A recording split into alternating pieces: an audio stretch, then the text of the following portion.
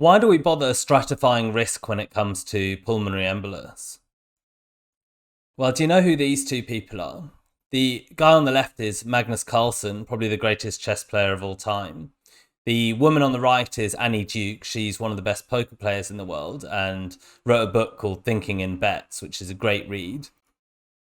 So the question is, in medicine, are we playing chess or are we playing poker? And what's the difference between the two? Well, chess obviously is a game where all the variables can be known by looking at the board. You can just look at where all the pieces are. Actually, beating Magnus Carlsen would be another matter, but you could, in theory, map out all the future moves.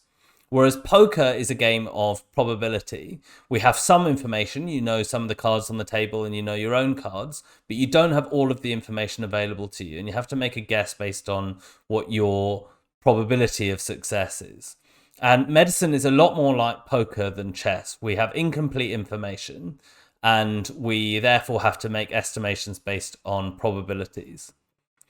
Our test is not exact, especially not in the case of PE when we're thinking about D dimers, which are not 100% accurate.